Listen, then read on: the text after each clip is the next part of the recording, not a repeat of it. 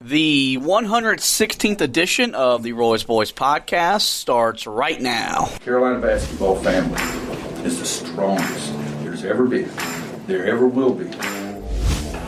Nate Humphrey hands King Rice the ball. Pushes into Hubert Davis. 8 seconds. Davis trying to get free.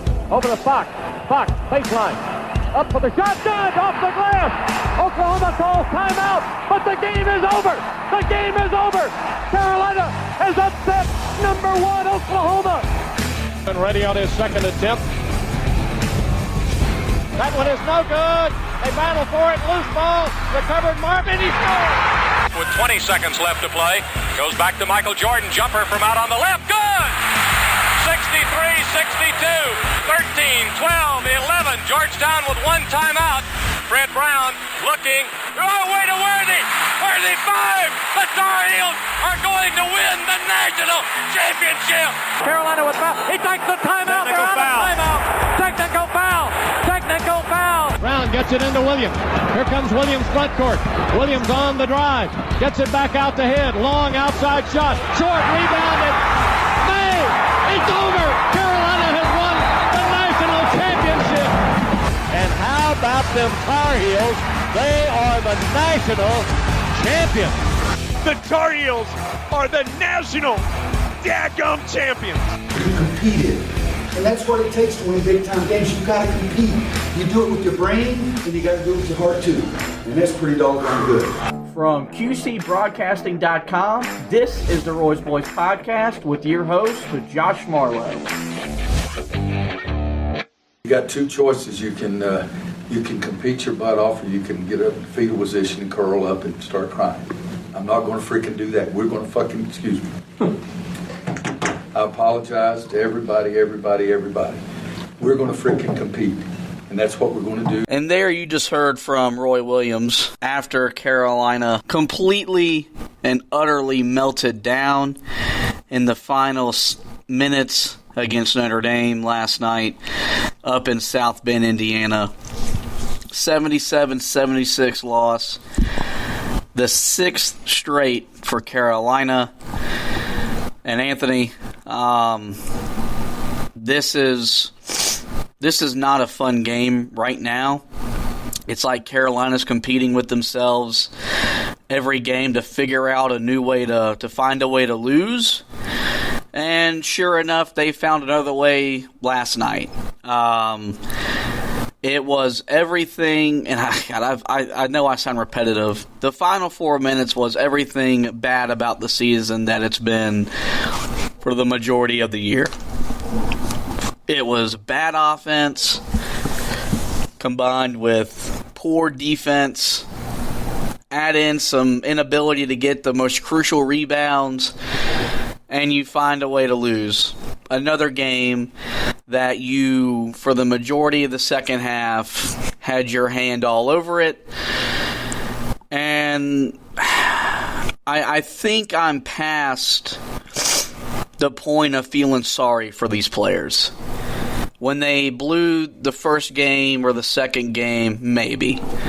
But now this isn't 1 or 2 times. We're talking 5 or 6 times they've blown a game.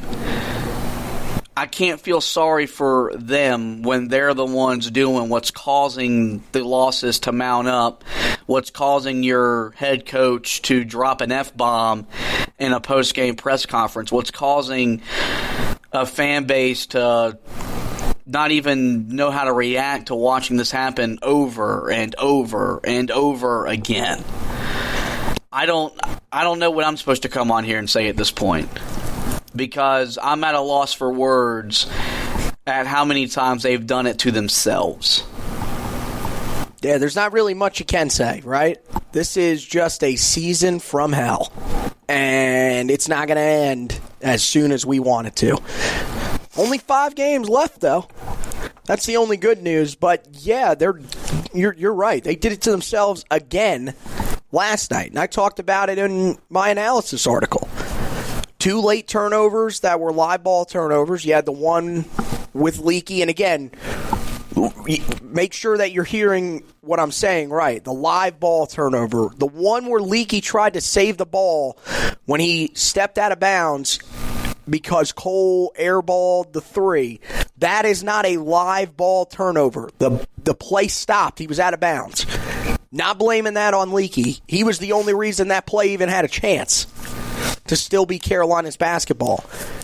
But he turns it over earlier in that segment. Then you have Garrison Brooks turn it over, trying to force it inside to Armando. It's those untimely turnovers and timely or lack thereof of timely rebounding that killed this team again. And it's the same story just about every single game. And at this point, it's just, I don't know. I'm not going to say I don't feel sorry for him. I feel sorry for some of the guys. For a guy like Brandon Robinson that was, coming off a sprained ankle that some people thought could keep him out up to 4 weeks. He came back a week and a half after that injury. Still played last night. So for him, you feel bad. For, some of these other guys, yeah, not really. I mean, they are, it's just, they're doing it, like you said, they're doing it to themselves.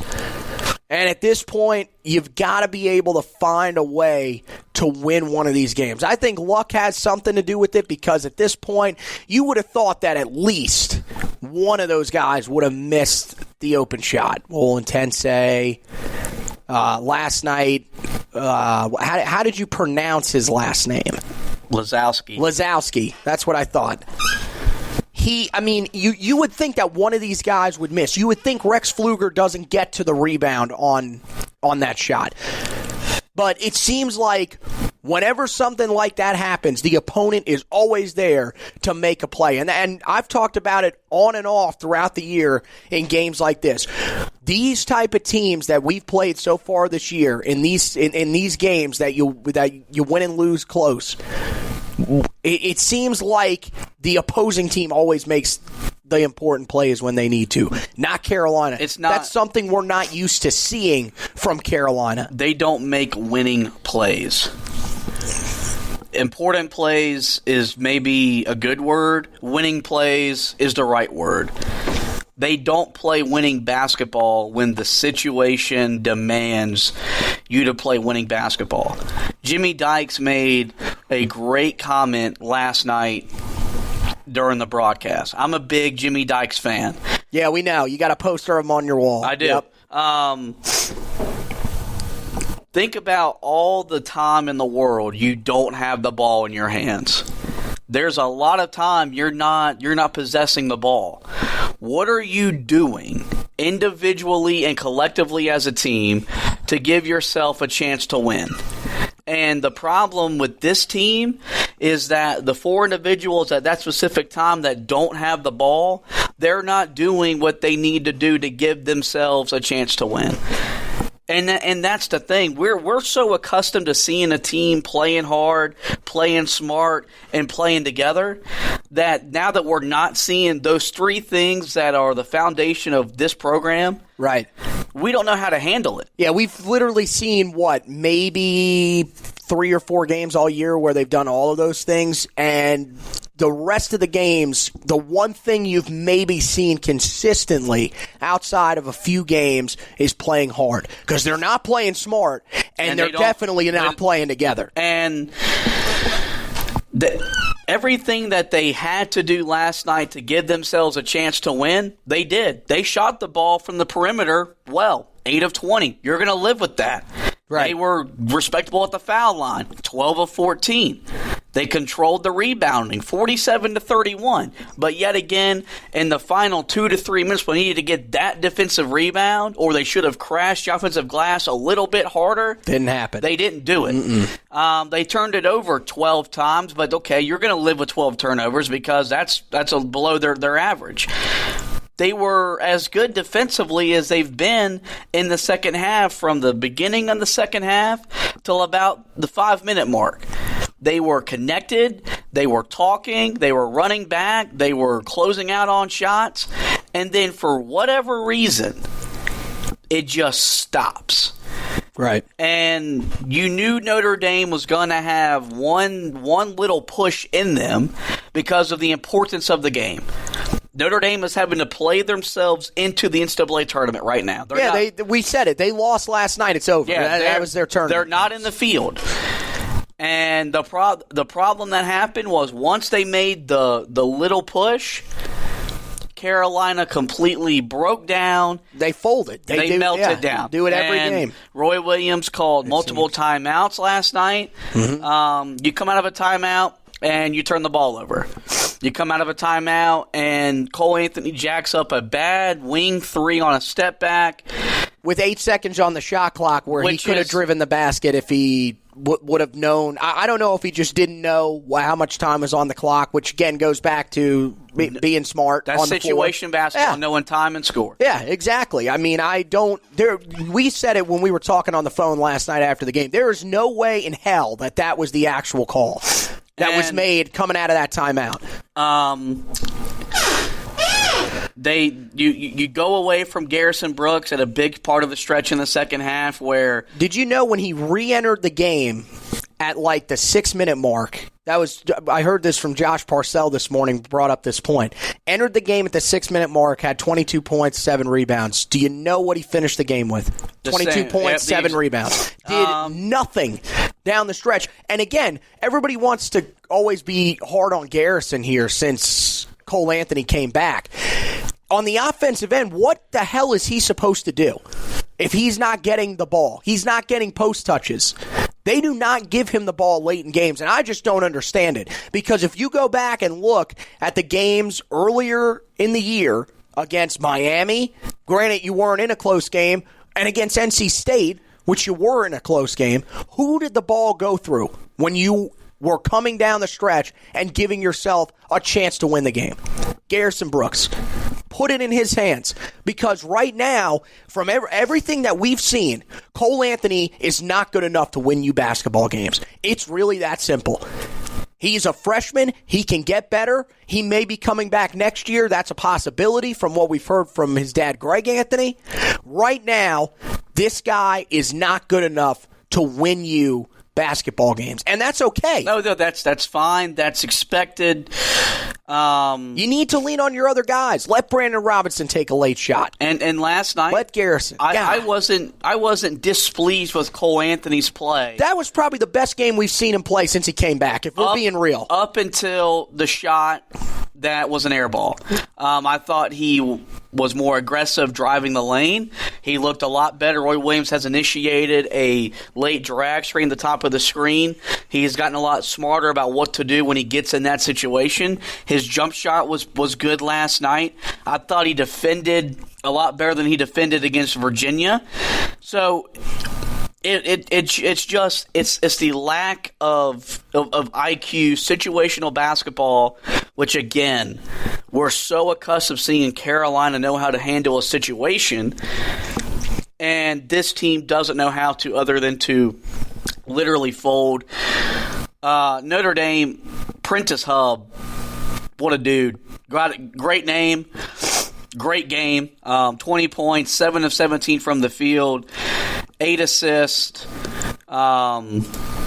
Really just controlled, I felt, the pace of the game when the game started leaning back towards Notre Dame. Carolina controlled John Mooney, only 13 points, 10 boards. It's just everything that we said, man, they got to do this to give themselves a chance, and they got to do that to give themselves a chance. For 35, 36 minutes, they did those things. But it's a 40-minute game. And they didn't play 40 minutes, and it's why they lost again by 1. Armando Bacot with a You all right over there? Getting emotional? The screen he sat. One of the worst screens that I've seen set in a long time. Is as bad as a screen you can set. And you got to understand, you can get away with doing that in a crowded, painted area. But you literally went to the top of the key. Right in front of the ref, too. That was right there. In front of the ref and your bench and the Notre Dame bench. and thought, well, I'm going to throw a chicken wing to spring Cole Anthony, and it's not going to get called. Oh, there were 3. I went back and looked at the play. Moving screen, chicken